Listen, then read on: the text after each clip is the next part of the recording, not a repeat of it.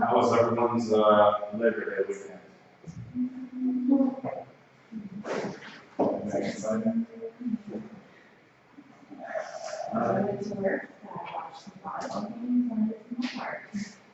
You got to work on that?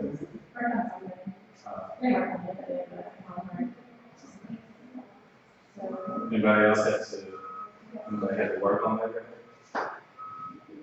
Yeah. Like 5. There's like 4 of those. 9 of those. This is overtime? No. No overtime? It was time.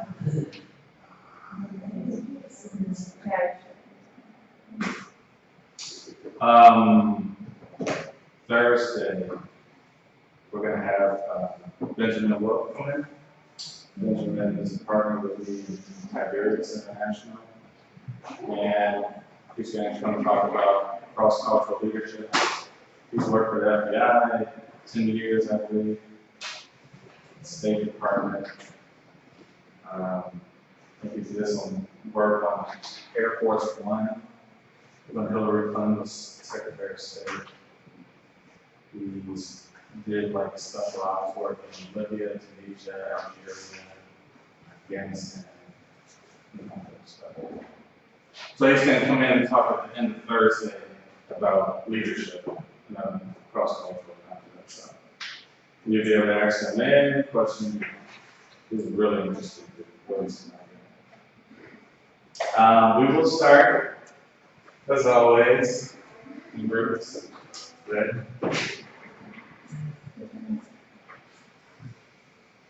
Does everyone like groups? I hate groups. I think it's beneficial. So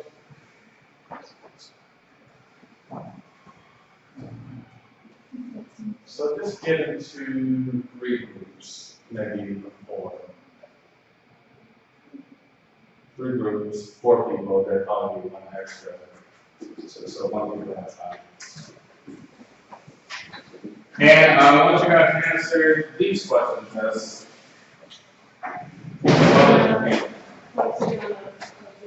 yeah, grab here's some markers.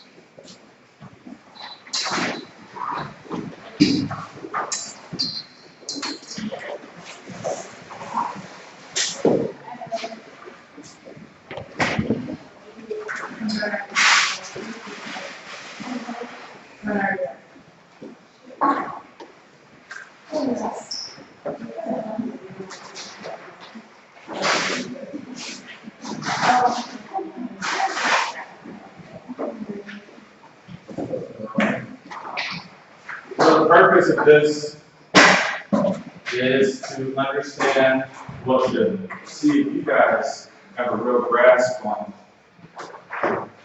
how you perceive your role as a leader, either in your job, if you're not working, a leader in your personal life, amongst your peers, family, etc. What is that role? Second question is, how complex is that role? Do you think it's complex? Do you think it's simple?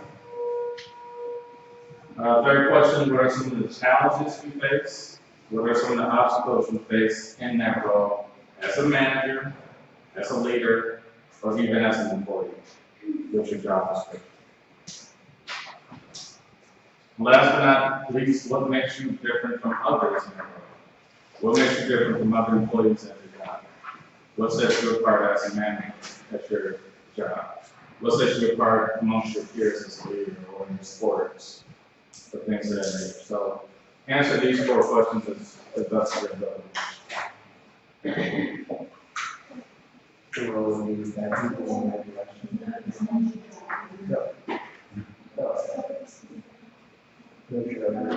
What's your like specific of like what's your role? Yeah. You know, what is your role? Well, you can be general and specific, meaning that what is your role in the company? And you can also go specific. You can do both. Yeah.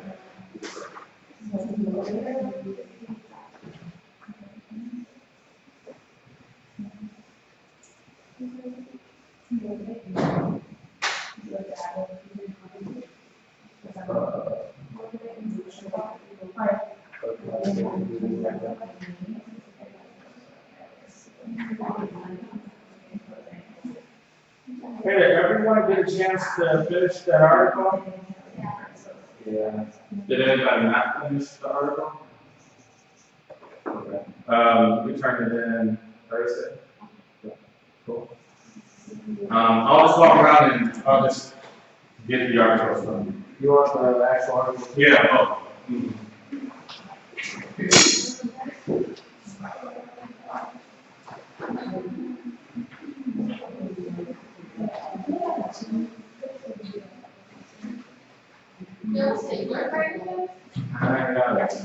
Don't worry, I'll just put it to the side and say.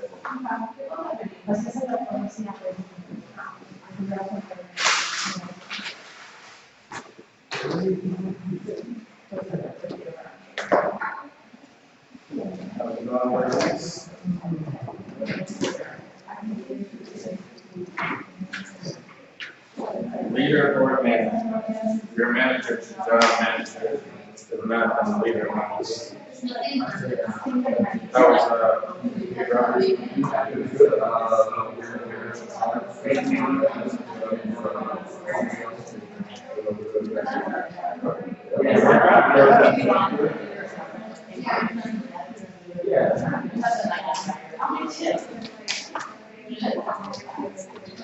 no, I'll stay.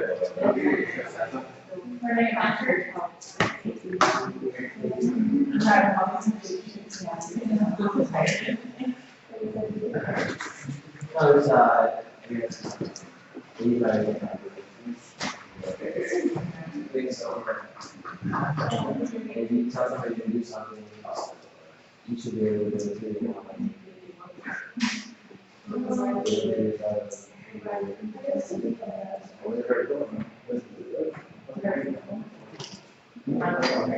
Yeah. No, I'll stay. There you go.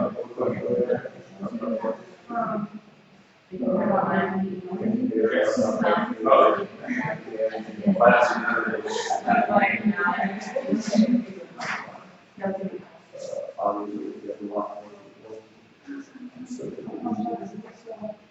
You also have a lot of things that are say, you go on the phone, they do whatever you want. You have like 2 or 4 staying on the road, that is part of it.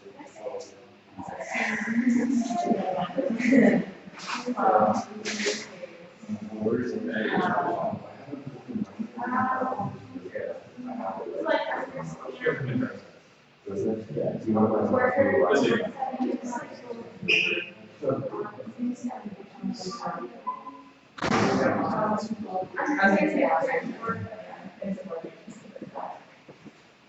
okay, Vanessa.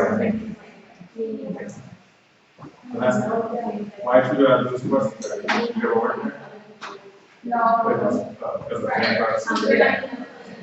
I used to work there.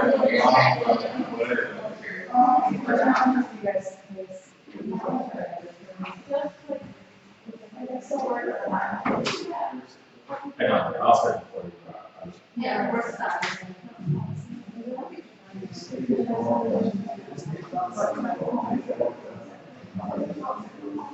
Oh, it's fine.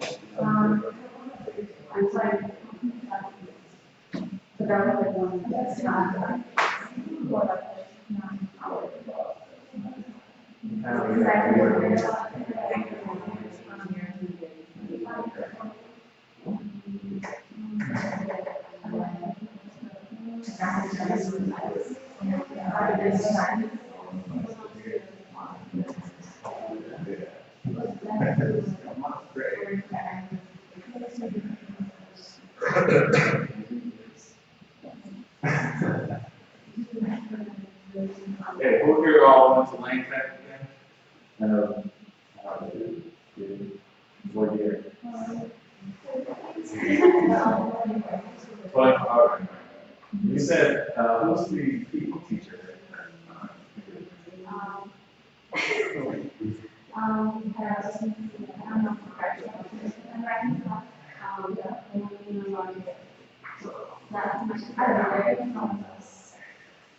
But no, Mr. Benson.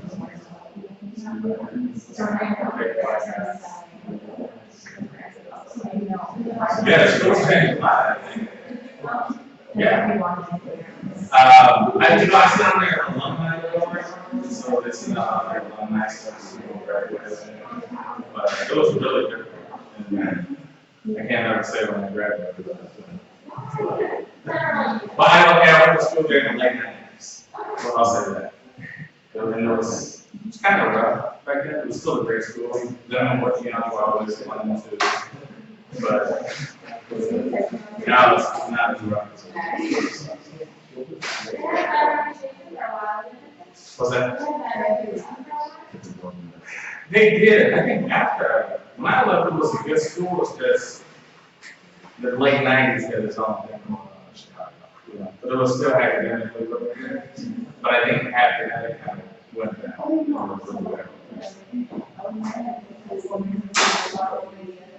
I think, you guys are the boy was there. You know who that is? The governor of the judge.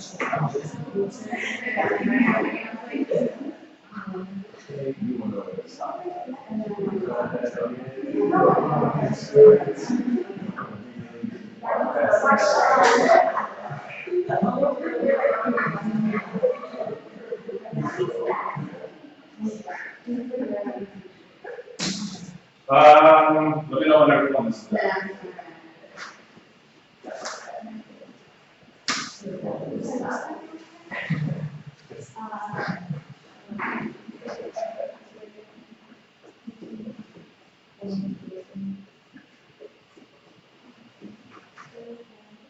It's also interesting to see everybody's different way of like starting the, you know, some people feel tired, some people write on the left side for their name and class and like that. I guess there's no standard way things taught them. What you realize in business is that, you know, my doctorate work is in psychology, so it's the APA style, American Psychological Association style. It's a concise format, have your references, last name, first letter, first name, year, etc. And then also when you have to do the cover page, and then you do an abstract, like a short summary of what the paper is about, then you get into just and there's structures on certain diagrams you put in certain way. But in business, there really is no style. You know, it's kind of just whatever the culture is at your school or where you work at, you just kind of have to go with the flow. Which I don't think they really teach about that. But it's kind of let everybody know. Did I tell you guys I graduated from here?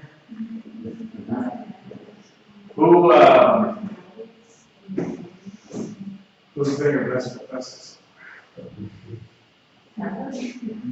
Here.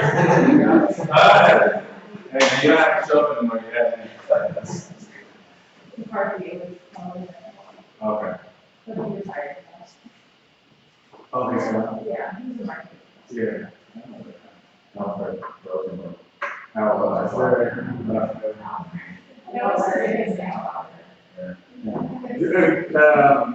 were you in the class last semester? For crossover together? No. No, I know you were. Yeah, these two guys. Al was great. Al's like my best, probably my best friend here. Because he's entertaining. He does a lot of, stuff like that. But he's a really, really great guy.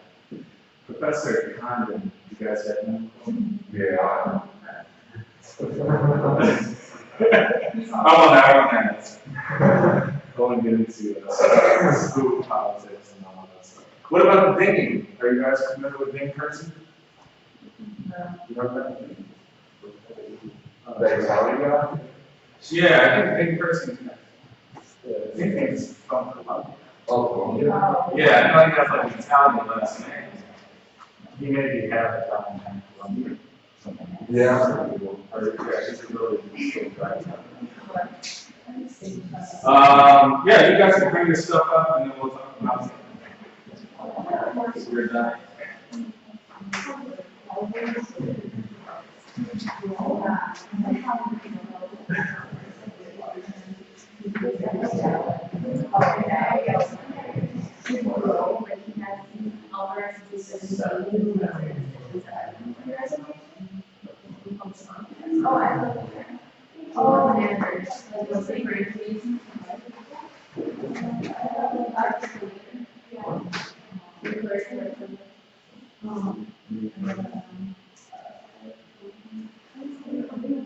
Are you guys done? Oh,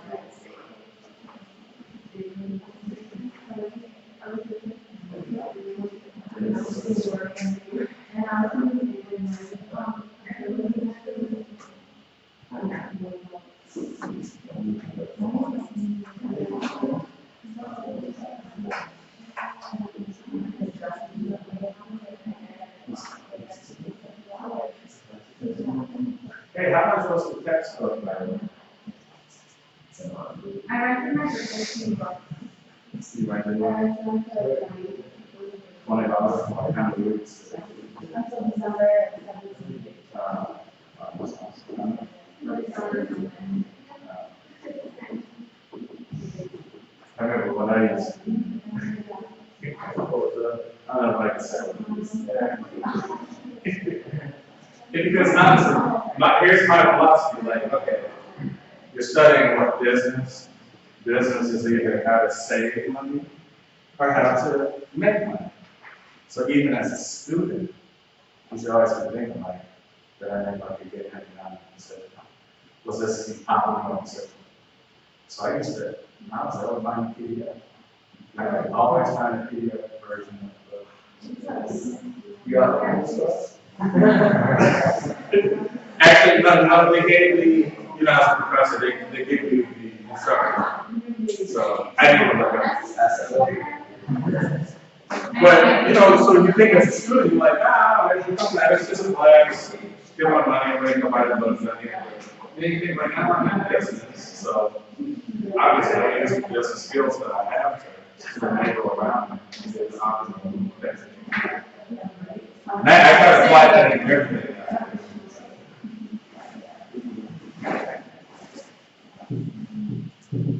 Are you guys need some more time? Okay.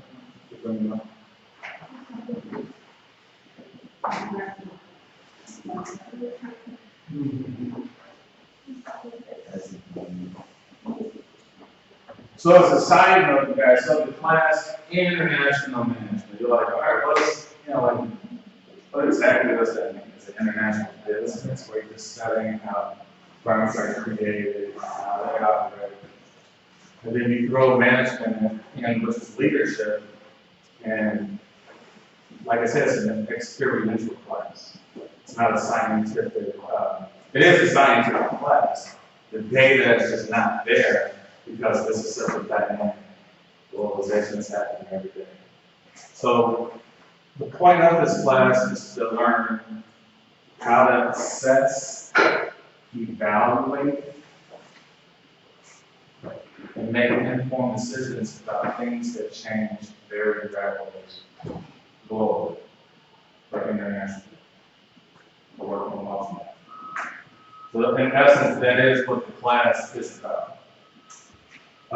This class actually is, I think this is the first time I've ever had. This is the first international management class that I've ever had at school. I think a lot of the professors didn't want to do it. Because it's extra, you know? So it's kind of complex in conveying all the different parts that go into how do I be a global leader, how am I be a global manager, or how do I, you know, work in 278 countries in the world, how do I pick one, things like that. So all of these things is to help you identify what are your strong suits, how can you adapt, broaden your mind instead of being limited in how you think about things or people. And since we have such a diverse group of people here, this is somewhat of an international body. So everyone should communicate and say, hey, that's a totally different approach. I don't do that where I'm from because of this, and that. What's your approach in your culture? What's your approach in your culture? So we would all bring it together and say, okay, now I understand what I would need to adapt in order to do business with X, Y, Z. So that's the point of the class. Who wants to go first?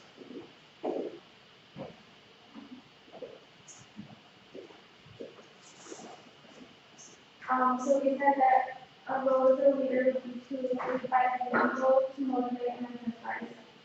Another would be to provide the tools for them to be efficient, to understand the different work styles, and to know how to solve different problems and be ready for everything. And then leaders have to take on different roles, so you can wear a different hat, whatever you need to get done, so you have to do it. And then some challenges are the approach in which you manage. So if you want to be a friendly leader or if you want to be authoritative, then you want to have everyone respect you. And then just managing different personalities and learning how different people work. And then what makes us different is that we adjust these limitations. Okay, so everybody is adapting.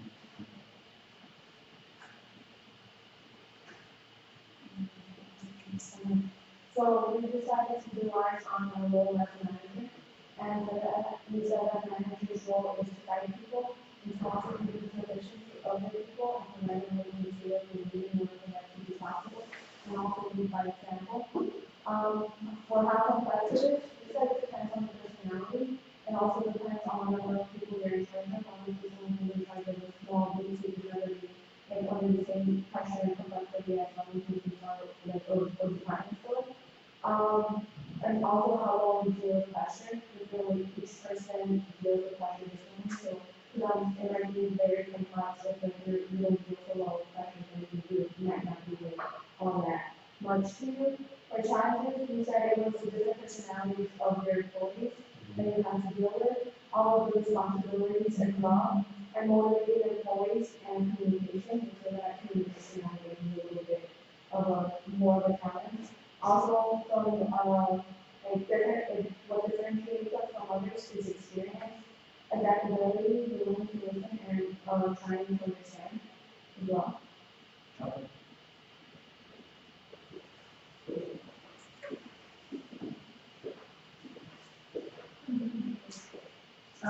So besides some of the roles that the leader and manager are oversee operations and personnel, start by managing the responsibilities, looking at goals and tasks, making sure accomplishing things. Also, we have people in other teams like management and like Zack and stuff as well.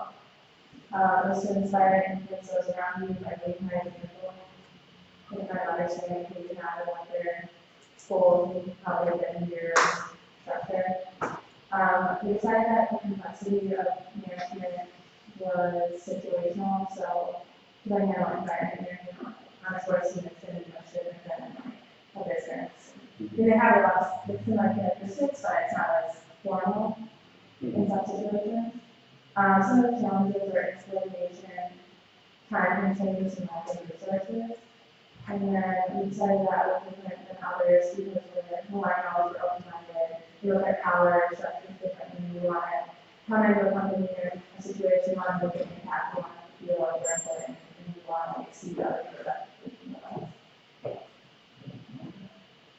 It all makes sense. I mean, the number one thing I see from each person is like, right? That's on number of employees, how many people in the company, the resources, so. And that's what the real answer is. What makes it very different. And so we come to leadership in an international context as contingent.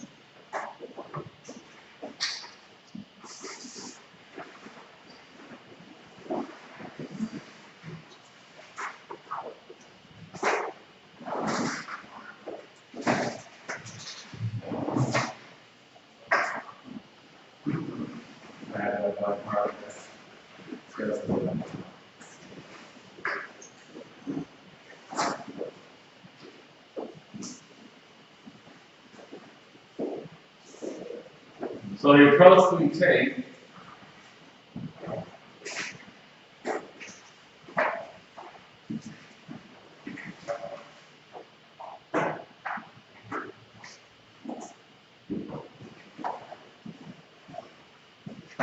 is a contingent.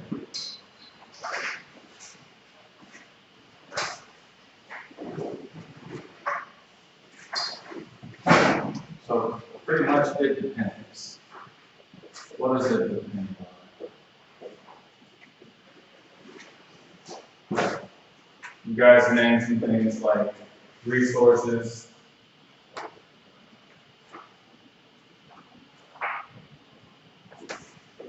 employees,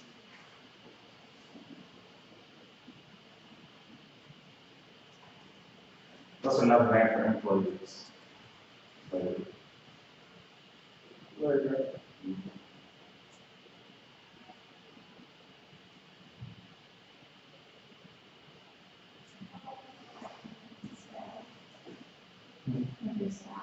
Staff.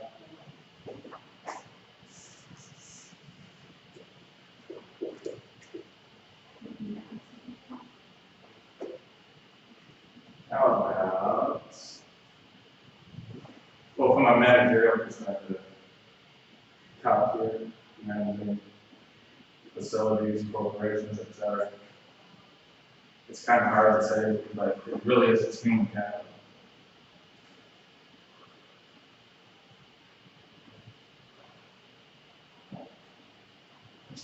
And that's why it's so very easy for companies to, cut 14, 12, 10,000 people.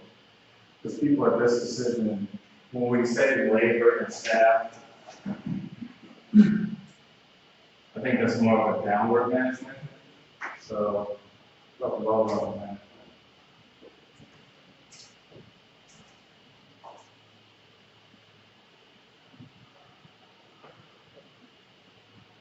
These people are just pretty much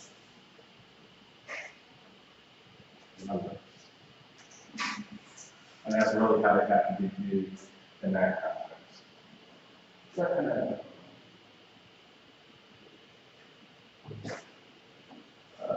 what were some of the other things we said were contingent?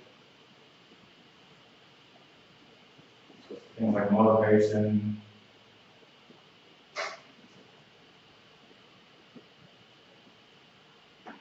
How about we throw in what we learned last week, which is politics.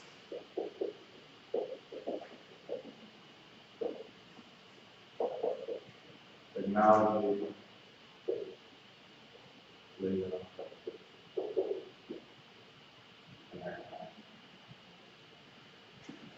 So actually, there is a model, it kind of describes this. I just wanted to write it down.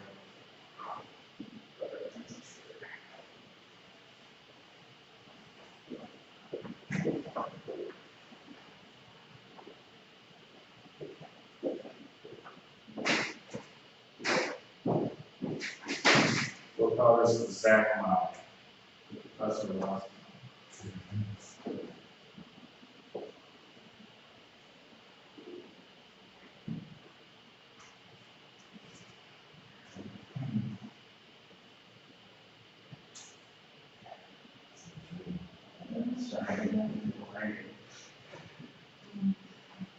You guys ever seen this? Come on, straight through.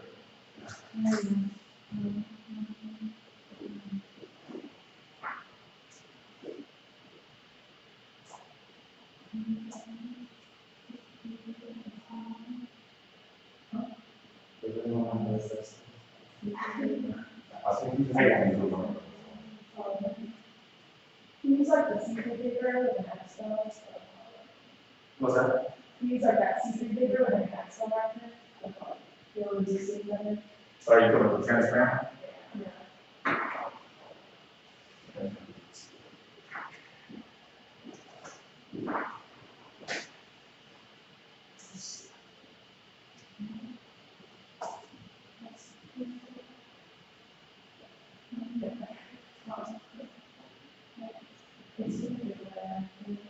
Okay.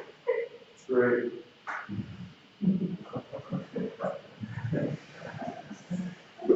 So we start from the outside in.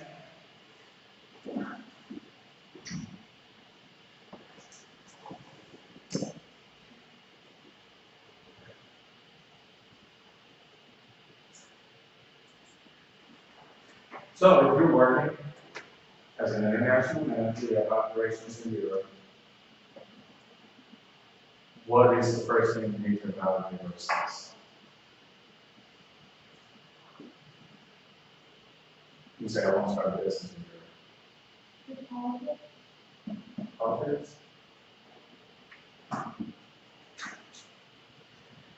Actually, how about this environment?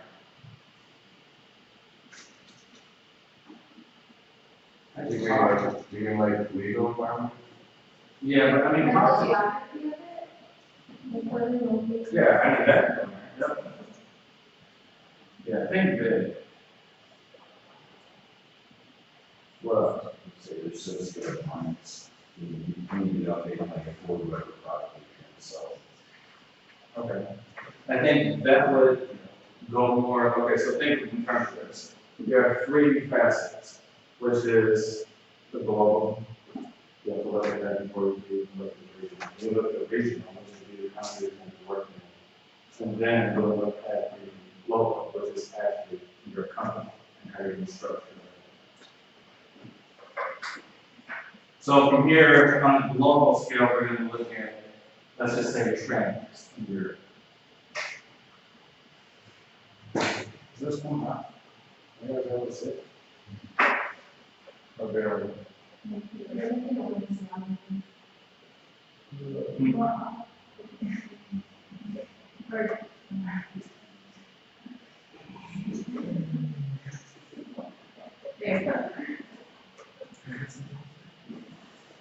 And here, you think of regional, the country that you'd be working in, politics, right?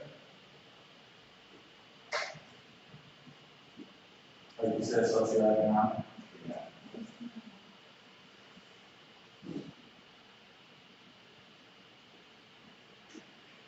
You know, find a better way to do this.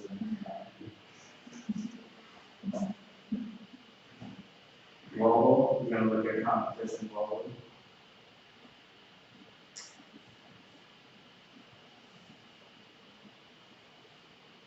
Regional, you're gonna look at tech. What's the technology like in the country? How's the infrastructure for it?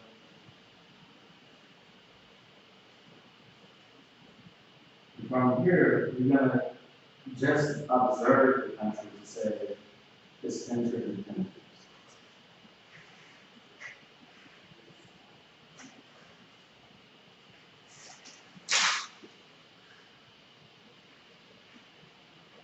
Basically, how restricted is this company in order to do this?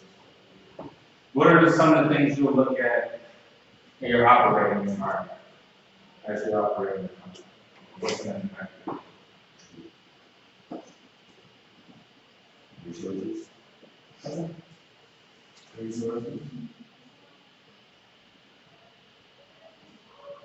What about the ethics? I don't know.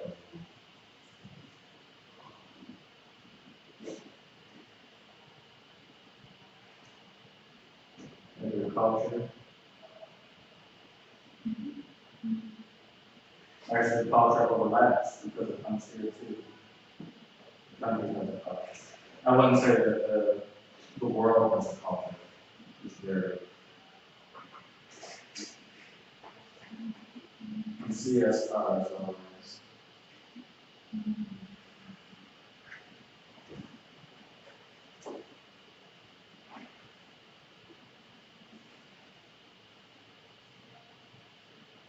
Yeah, I have to figure out another. Yeah, so that's an overview of kind of what I wrote with this stuff. We see as corporate social responsibility, yeah, which is huge and I like to bring ethics into ethics into everything we do.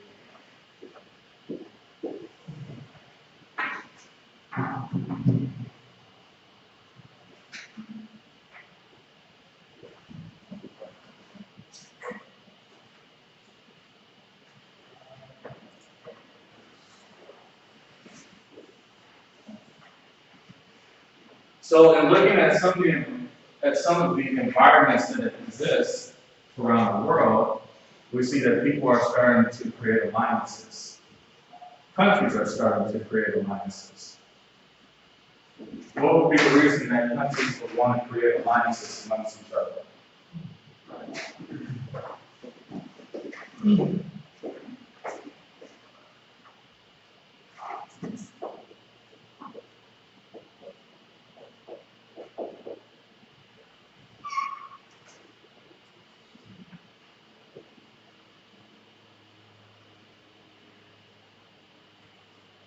They could have like cheaper trade with one another.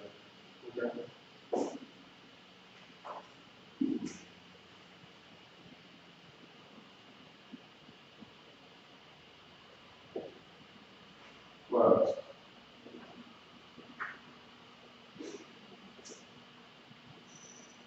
They have to live in. so to create some sort of dominance so that they will reap the rewards of working with other countries. Only when one country can do something about it. I guess not. Maybe a competitive advantage. Yeah. Okay, I get it.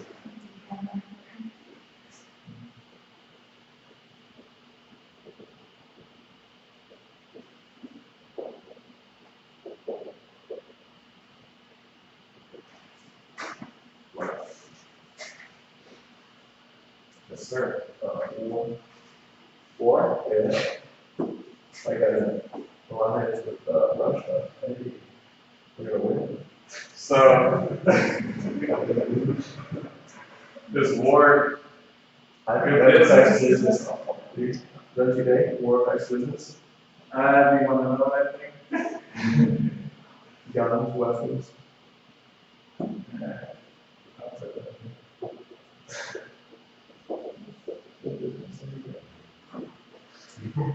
Make your men and sisters laughing.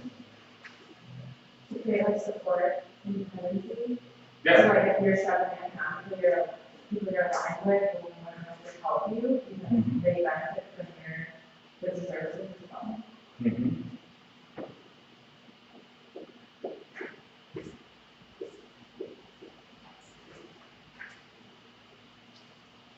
Anyone? How about jobs? You create more jobs for people in your country.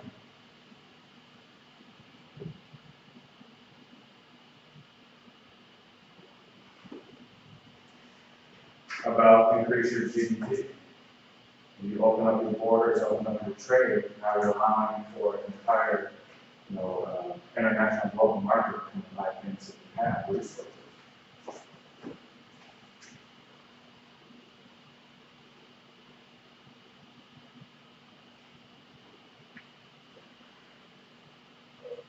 Can we identify any alliances that we see around the world today that exist?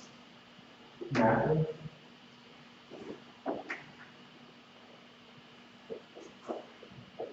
Does everyone know what NAFTA is?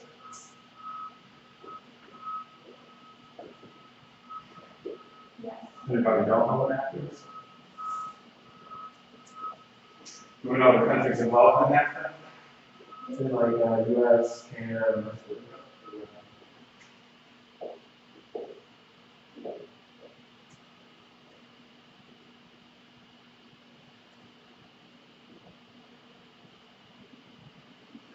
NAFTA is huge. It's made a lot of impact. I think particularly on, probably more so for like Mexico and Canada than the United States. Now we have General Motors, have a huge facility down there. Walmart has several distribution centers down there. So it's really increasing the economic environment in Mexico. Mexico is becoming more wealthy as time goes on. Canada is becoming very wealthy. Now they have 30 million people. I think Canada is the second largest country on earth. They only have 30 million people. Any other Is that capital one? capital? Maybe it's for the rest of the public, not just for the PR. Yeah. So that's like Guatemala, Belize, Ecuador, Panama.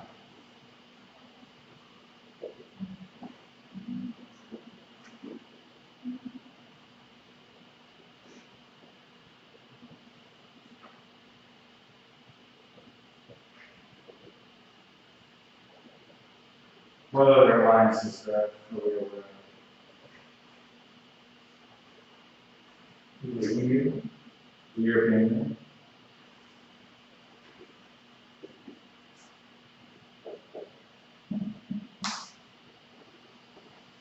What does that mean? and the very, very, exit. Very, very well, the European Union.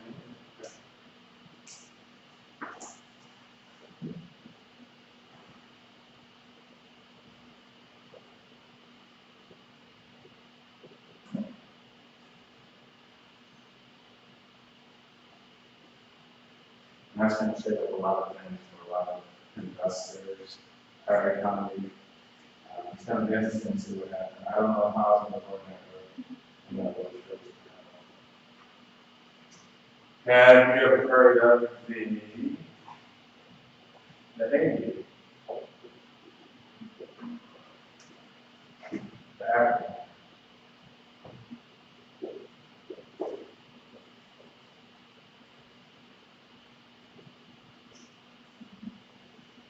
So where the EU is around 27 countries.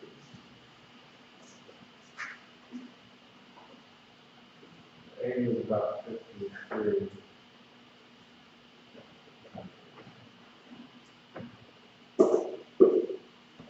This one probably, right now as we speak, is the most important one because it's open season. It's 53 countries in Africa. As we saw, Facebook just tried to launch a satellite, which blew up. They're working with Elon Musk, what's the name of that company? Tesla? SpaceX. Elon Musk. So you can do some rockets that work for NASA and stuff. This one is probably the most lucrative one right now as we speak. The Chinese are building up infrastructure everywhere. And you can go to places like Nigeria, Kenya, and you will see a lot of foreigners. You'll be very surprised. Because their governments are very lax. They're trying to raise their, economies. And now that the borders have opened up with things like the AU, A lot of people see a lot of opportunities to come there and start businesses. There's a lot of money to be made there. So Africa is not the same continent in our heads that we think it is, where it's just savannas and, wilderness and forest. Africa is different.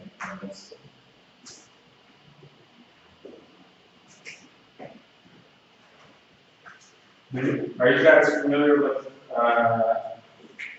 you're a international business, the BRIC nations?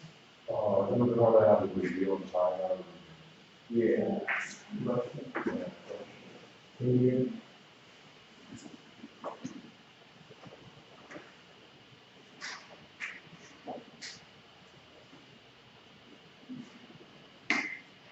So BRIC is, Brazil, Russia, India, and China.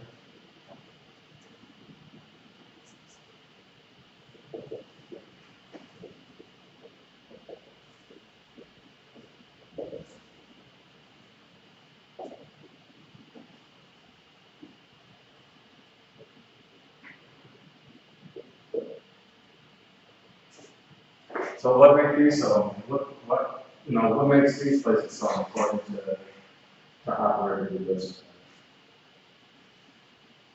And pick anyone if you want to. For Chelsea is emerging markets, a lot of potential for investors.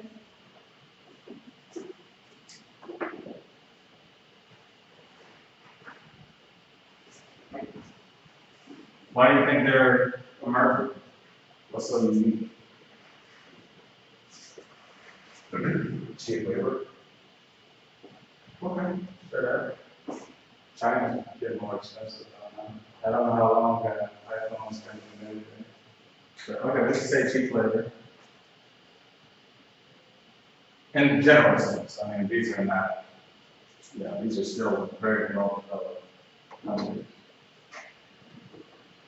Where we come.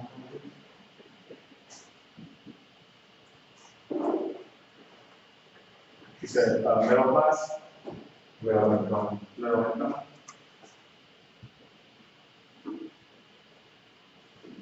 All right, how about I just come from Brazil? Is there anything that you can about Brazil? This is about the fact that they all have kind of like a coastline, so that makes it easier to import and export stuff. Yeah, that's important. Those geography, right?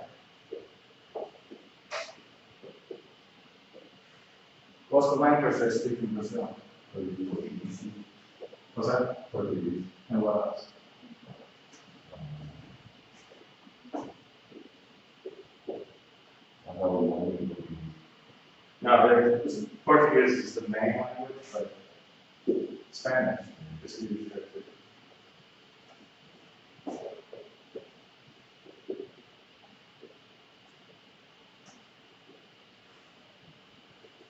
We're talking, maybe the fact that's the largest country in South America.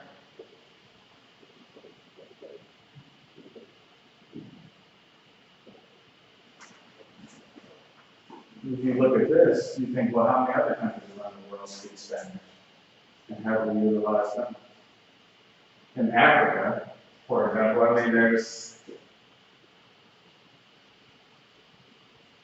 French probably has like 25 countries that French is the predominant language. There's a few countries that Spanish speaking is predominant. But pretty much this is your gateway into Latin America.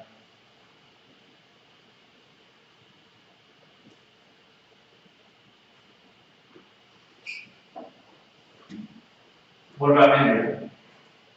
Anything unique about India? Population.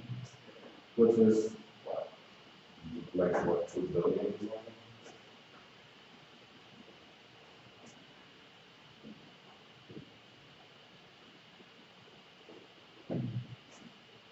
China. What's the population of China?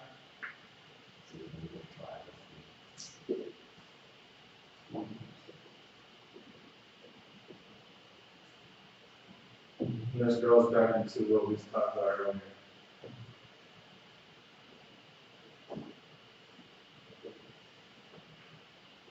People just need to share human capital. If you need to make 150 million iPhones in 6 months, you're not going to do it in Ecuador. You're not going to do it in Nigeria. You're going to China. Well, predominantly China, because they're already manufacturing stuff. So the most important thing about China is manufacturing.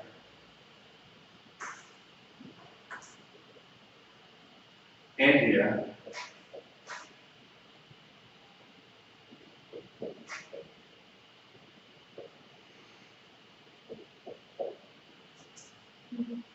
information technology. Russia, on the other hand, is the largest country on earth.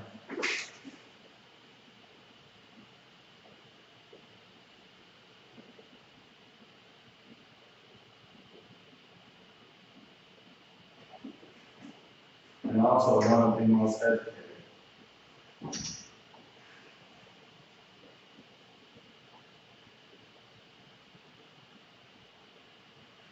Roughly about 150 million. A lot more before they broke up the USSR.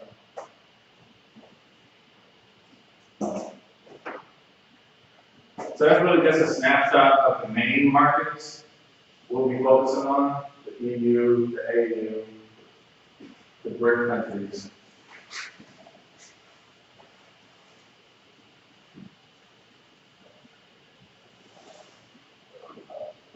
So actually, the book talks about China specifically. It gives kind of a synopsis on how to do business in China.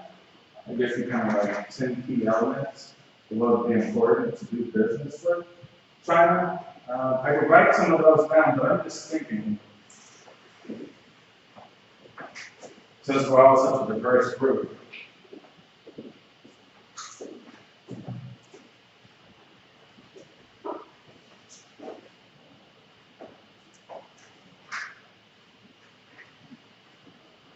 what are some important factors?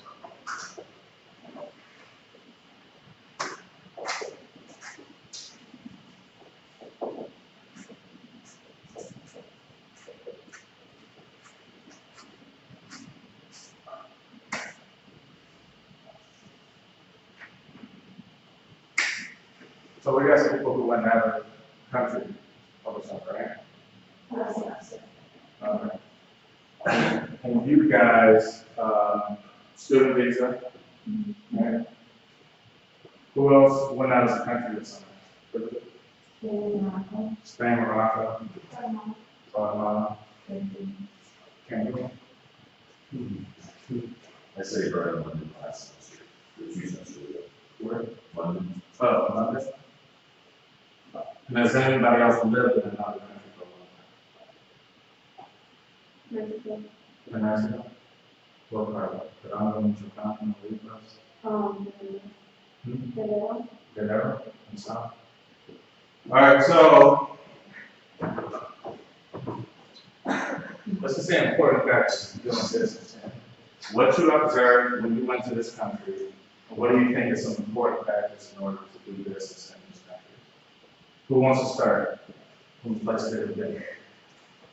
So like over summer, we went to Spain, study abroad, and one of the things that we didn't know is that the people in the train were on strike. They don't have any sort of like communication through like phone. If it's terrible online, it's terrible visible in person. And even then, we didn't really know someone to directly help us solve the problem. So we had to train that to the very supply at home.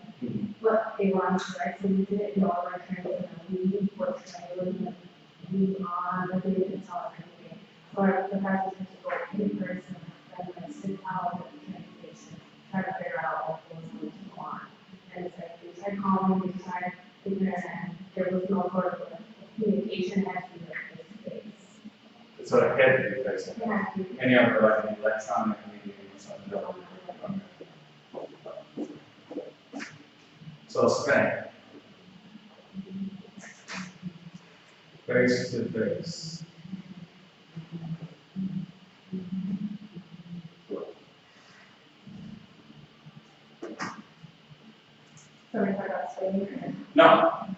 just tell me about, what did you observe? What were some of your observations? We were in Ireland, so. I think that's like, they're very, they're very like environmentally.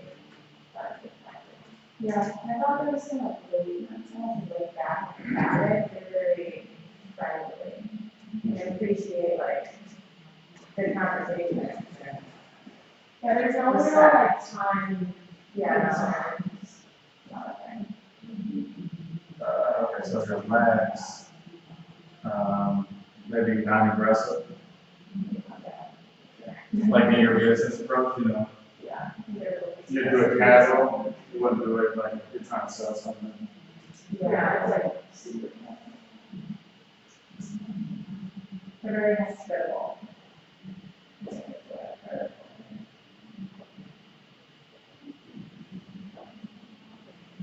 You guys, what about in reality? What is important in order to do business? What's an important thing? Hmm? What's that? Oh, resources. Okay. I'm getting that. So resources. What do you mean? Like money? Is it hard to get people to give you for businesses? So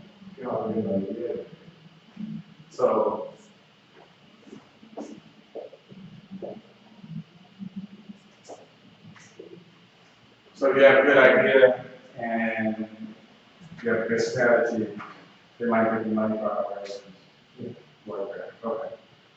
Yeah, well, some companies like are really like they really like, the things that people need, like, if you do a business, provide services or products that people need. That would be good, but people really like new stuff, so like, if you like open a sushi restaurant, for example, something really new, even people who really never ate sushi before. Okay. So they like new things.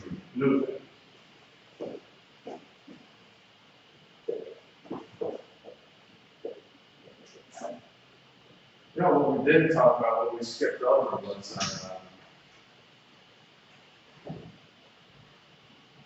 Middle East. Like, what are the major countries doing business in the Middle East? Like what? Oh, Qatar, UAE, Saudi Arabia, Yeah. and Kuwait. Yeah, I think we do too. Anybody else want to put someplace they've been? That's the things important. So in my mom, we don't technically have a lot of department more, like stores that people actually go in and buy. So Where? in one mall. So unless you live in the capital, you're probably not gonna find a mall. The closest mall to where we're from is like half an hour away, and that's still the longest drive ever. But what they do is they do a lot of Instagram selling. So they create their accounts through Instagram and Facebook, and that's how they sell all their products. Whether it's like a catalog or it's like actual clothes that they'll buy from someone and then they'll resell them. So is it like infrastructure is the problem or transportation? Like, do they not have the roads, or is it too many hills and mountains? They don't have proper roads? I think it's a little bit of both. Not a lot of people have credit cards either. So when you buy something from someone online, what you do is you go and you direct deposit something from your bank. So they'll give your account number out. But it's not really, the road has a lot to do with it, but no one has like an specific address either. So I guess it's a little bit more hectic that way.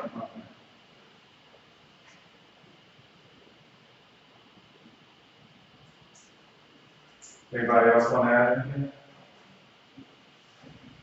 In Morocco, they're very like aggressive, but you also have to, it's a lot of bargaining, like back and forth, and it's like just about anything. It's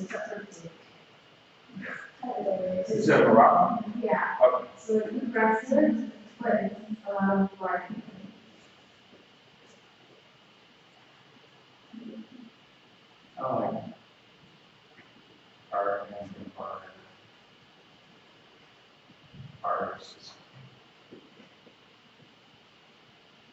what it is too.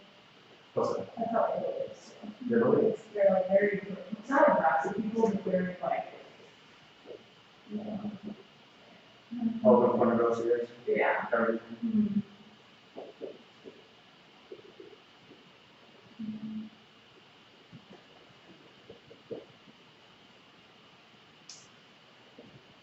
Anybody else want to add? Any places there? Just some, like, one specifically, not all written, but, they're just really, concerned about quality over anything, so they're willing to pay a little more as long as it's local, like, as far as food, like, everything there, it's like not GMO, local, high quality stuff. So they care about getting the best. Yeah. And not cheap on that, the best about it. Yeah, they just care about the quality of the product.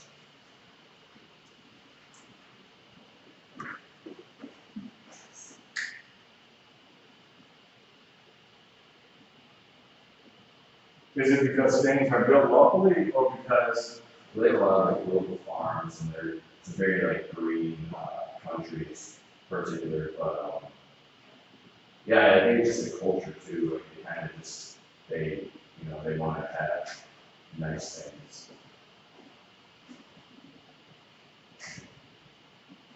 and they would be evaluated for the town?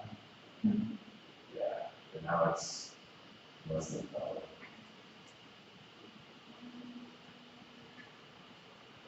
It'll be bad. It'll always be bad. I just want to add really, Yeah, as well. Mhm. I think they're very into like family-run businesses, like there's a lot of, weight put into, like, this is what my family did, so that's what I'm gonna do. Type of people, like, we need the shop owners and things like that, it's, well, how long have you been doing this? It's like, well, my grandpa did it, my dad did it, so how are you doing it, type of thing. The last names. Oh, yeah, definitely. Everything's in last name. Oh, My dad, he's from Sicily, he was from Sheffield, Sicily. And I still got like crazy, great grandparents there. But everything here is last name, even the towns are all last name, people who live in town are all named after the town. So you always find Corleone, there's a lot of people named Corleone, and New York. The Godfather of the largest mafia too, the largest postal office, Corleone, in Sicily. So even they have a brand. So, criminal organizations, we won't get into those over there, but even they have brands. All right, so looking at all of these different variables from all these different places, we have to try to formulate what it is we need to know in order to be successful and thrive. I was going to talk very briefly about kind of personal things, but things are like this.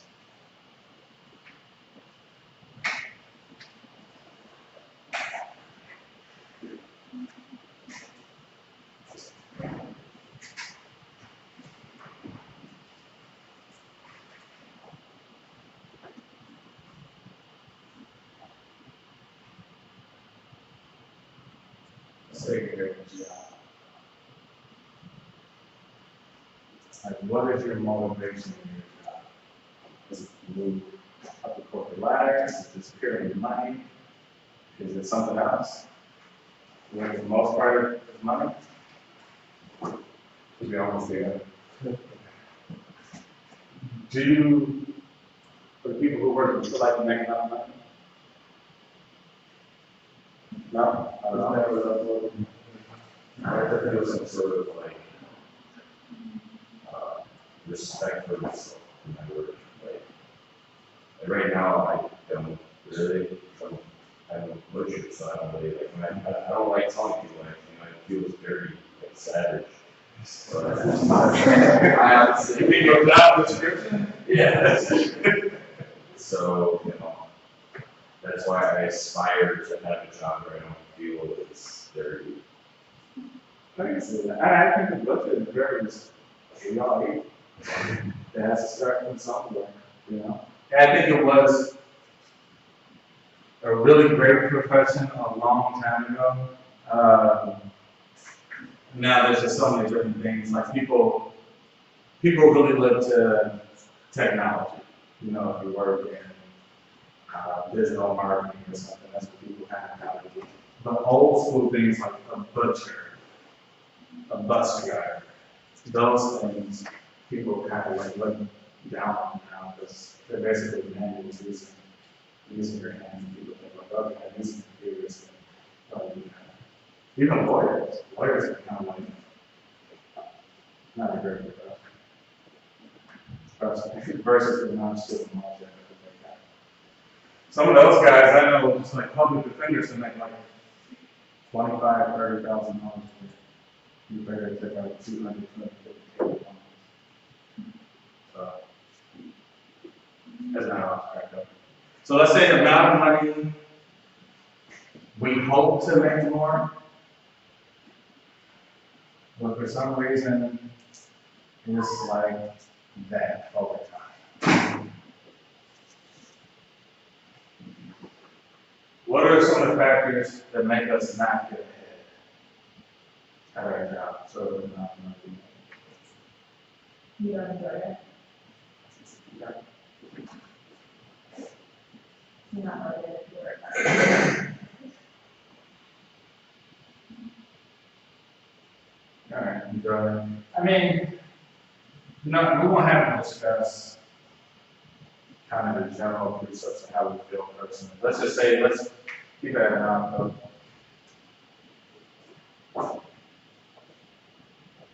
This is what keeps us down. Which is directly related to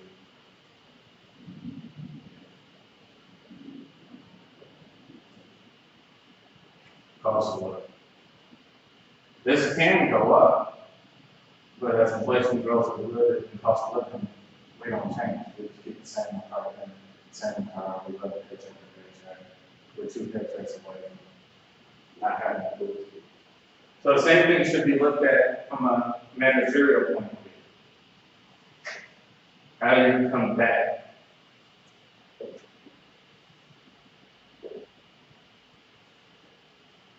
these forces? You're out of a job if you don't make money.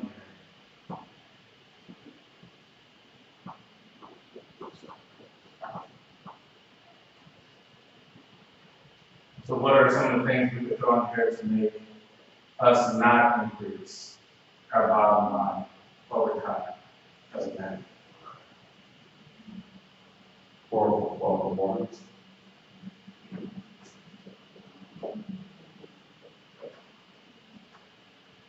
Think larger, think global. I was thinking like cost management and reducing your costs.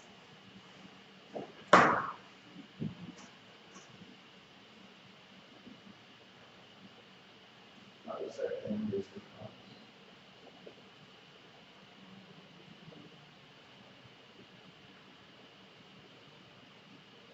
What do you need to overcome?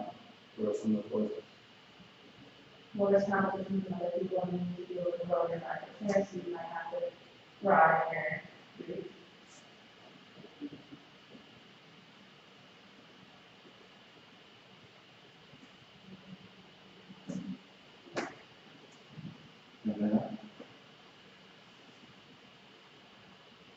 I guess we could go out and do it. Let's say tariffs.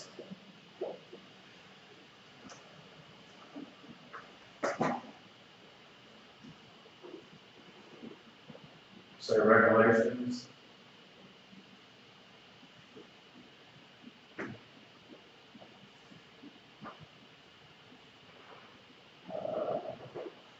The natural resources.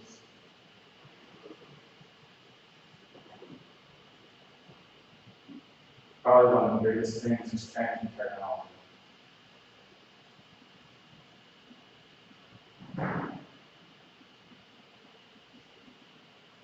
That one's huge because if you don't put in enough money for your technology to change over time, you essentially will be behind, especially if you are working in like IT, where you're dealing with heavy tech supported services.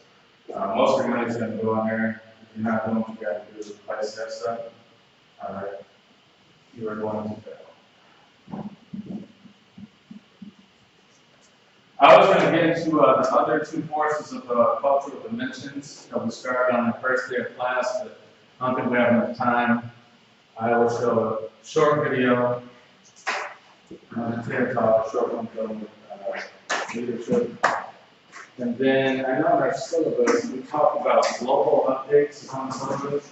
So that one, just come, next class, just come with something that's going on in the world and share it with the class, and we can discuss it. We'll have our own thing. And then we'll have Benjamin here for like the last half hour of class.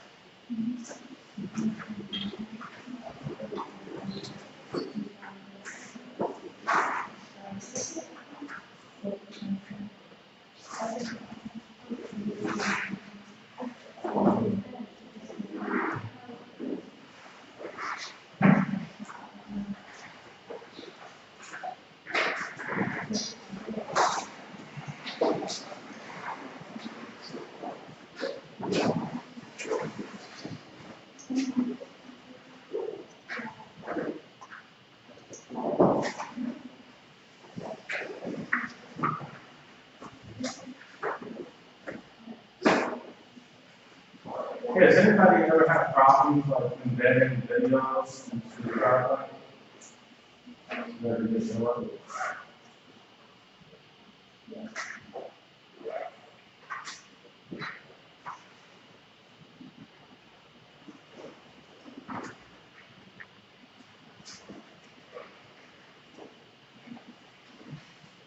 We'll just watch like the first 5 minutes.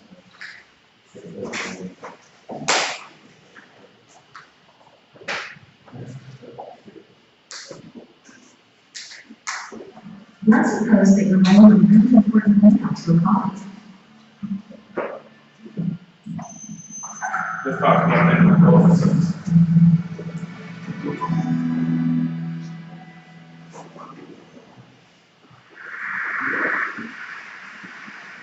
I want to introduce you to an amazing woman. Her name is Davinia. Davinia was born in Jamaica, emigrated to the US at the age of 18, and now lives just outside of Washington, D.C. She's not a high-powered political staffer, nor a lobbyist. She'd probably tell you she's quite unremarkable, but she's having the most remarkable impact. What's incredible about Davinia is that she's willing to spend time every single week focused on people who are not her. People not in her neighborhood, her state, nor even in her country. People she'd likely never meet. Davinia's impact started a few years ago when she reached out to all of her friends on Facebook and asked them to donate their pennies so she could fund girls' education. She wasn't expecting a huge response, but 700,000 pennies later, she's now sent over 120 girls to school.